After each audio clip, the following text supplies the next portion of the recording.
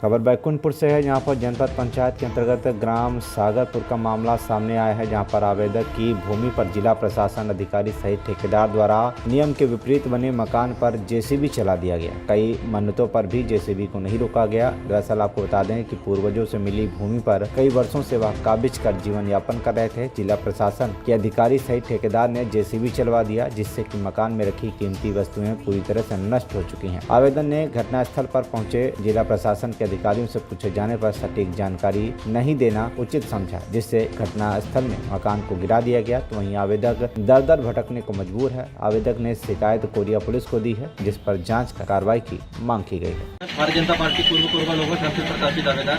एक मामला मेरे पास और आया है। ये मामला है अपने संतोष साहू जी का। इनका सागरपुर में एक जमीन था, 369 खसरा नंबर था। इनको तहसीलदार नया तहसीलदार के द्वारा सीमांकन का नोटिस दिया गया। ठीक है, सीमांकन नोटिस जारी करने के बाद जब ये इनके पास नोटिस आया तो ये कलेक्टर कार्यालय गए 28/10/24 को। फिर सीमांकन की डेट आगे बढ़ाई जाए, क्योंकि फेस्टिवल पड़ रही थी तो बहुत सारी सरकारी छुट्टी थी, तो इनको काम ये नहीं करा पाते। तो ये कलेक्टर कार्यालय जाने के बाद इनके निवास पे सागरपुर पे तहसीलदार, नायब तहसीलदार और ठेकेदार और जो यहाँ की कोतवाली पुलिस है वो गई। और इनके थ्रू से जो मामला मुझे पता चला कि इनकी मम्मी के साथ दुर्व्यवहार किया गया है और क्या बोलते हैं कि जहर का सेवन कराया गया है। जहर का सेवन तो संज्ञान का विषय है, क्योंकि ये जो मकान वाला मामला है, मकान वाला बिना किसी नोटिस के तोड़ा कैसे गया, ये बड़ा गंभीर विषय है। या तो इसमें कोई बड़े बिल्डर या फिर बड़े जो भूमाफिया है उसका हाथ हो सकता है। ये जांच का विषय है। इसमें मैंने तहसीलदार मैडम अमृता सिंह को फोन भी लगाया था, उन्होंने रिसीव नहीं किया, हो सकता है उस हद तक बिजी होंगी, है ना। लेकिन ये मामला जांच का है। मैं प्रशासन से यही मांग करना चाहूंगा, कलेक्टर साहब से यही मांग करना चाहूंगा कि इनको उचित न्याय दिया जाए, तथा इनकी माँ को जिसने जहर का सेवन कराया है उसकी जांच की जाए, तथा इनका एफआईआर थाने में लिखा नहीं जा रहा है, क्योंकि एफआईआर काफी मेरे पास, मैंने एफआईआर लिखवाने गया था तो बोले कि ये मामला प्रशासन का मामला है, तो हम एफआईआर लिखेंगे नहीं, आप एक बार एसपी साहब से मिल लीजिए। तो इन्होंने एसपी साहब के साथ तक मिला, तो एसपी साहब का टाइम सील है इसमें। एसपी साहब का जो ये सील साइन है वो थाने में जल्दी आ जाएगा, तो इसका निराकरण मेरे ख्याल से हो जाना चाहिए। मैं प्रशासन से ही मांग करूंगा, जो इसमें ठेकेदार है, इसमें जो अधिकारीगण है, नायब तहसीलदार और कुछ पुलिस के जो साथी है, इनकी जांच कराई जाए तथा इनको उचित न्याय दिलाया जाए। इनका जमीन खसरा नंबर 369 था, तो 369 है कहाँ? इनका कहने का मतलब है कि पीएचई विभाग का जमीन है। भाई पीएचई विभाग का जमीन अगर है तो इनका 369 जो खसरा नंबर है, इनकी जमीन गोल कहाँ हुई?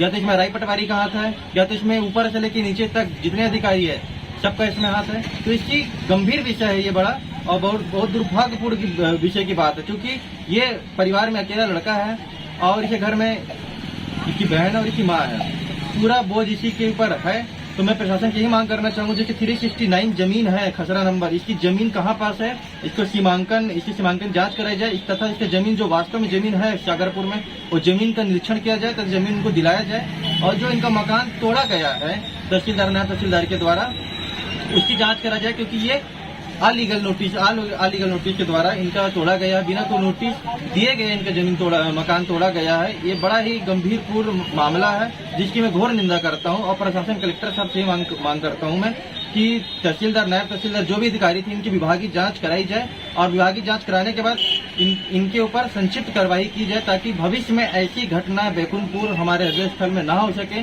ताकि हमारे जो समाज है, समाज में ये हमारे प्रशासन के खिलाफ नकारात्मक सोच लोगों के बीच में न आए। धन्यवाद।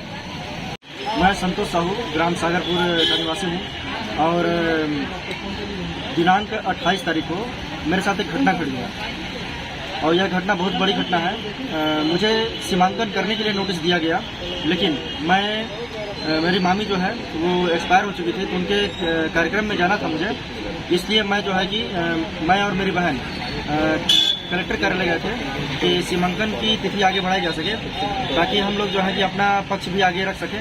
और अभी लगातार छुट्टी ही पड़ रहा था, तो जिस समय हम लोग गए थे कलेक्टर कार्यालय, उस समय कलेक्टर जो है वो मीटिंग में बिजी थी। हमने उनका इंतजार किया, कुछ देर बाद अचानक मुझे फ़ोन आया मेरी बहन का कि माँ बताई कि वहाँ पे घर को तोड़ने की कार्रवाई कर रहे हैं। फिर मैं मैडम से मिलने का प्रयास किया लेकिन मिल नहीं पाया क्योंकि वो मीटिंग में बिजी थी। तो मैं अपनी छोटी वाली बहन को लेकर के घर चला गया और मेरी बड़ी वाली बहन जो है वो करौली कलेक्टर में उपस्थित थी।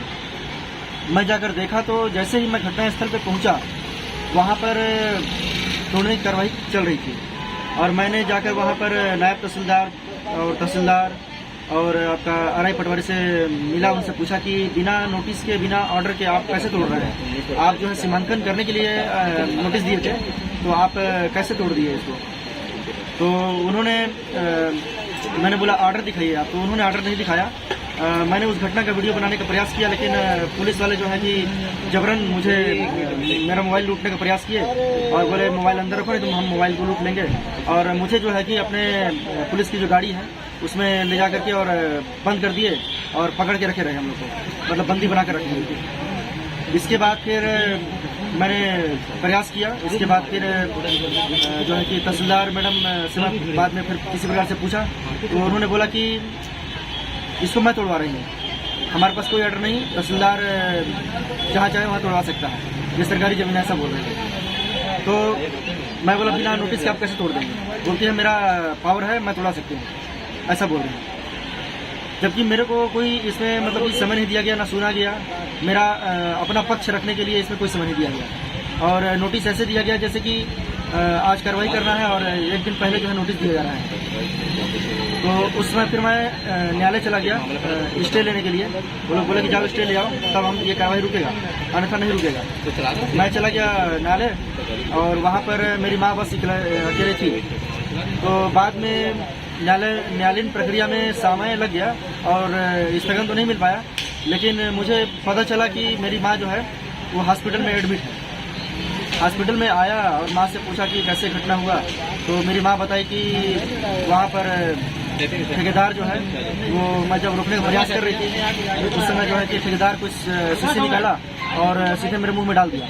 उसके तरल पदार्थ था वो मेरे मुंह के अंदर चला गया, जिसमें कि चक्कर आ गया मेरे को और मैं वहीं पर गिर पड़ी।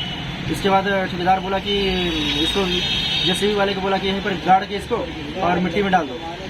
इसके बाद फिर मैं वहाँ पर पीआई साहब भी आए थे देखने के लिए मेरी माँ को, और कुछ पुलिस वाले वहाँ पर एकत्रित थे। मैंने उनसे बोला कि आप रिपोर्ट दर्ज कर लीजिए, लेकिन उन्होंने रिपोर्ट दर्ज नहीं किया। और इसके पश्चात फिर चल रहा था कार्रवाई।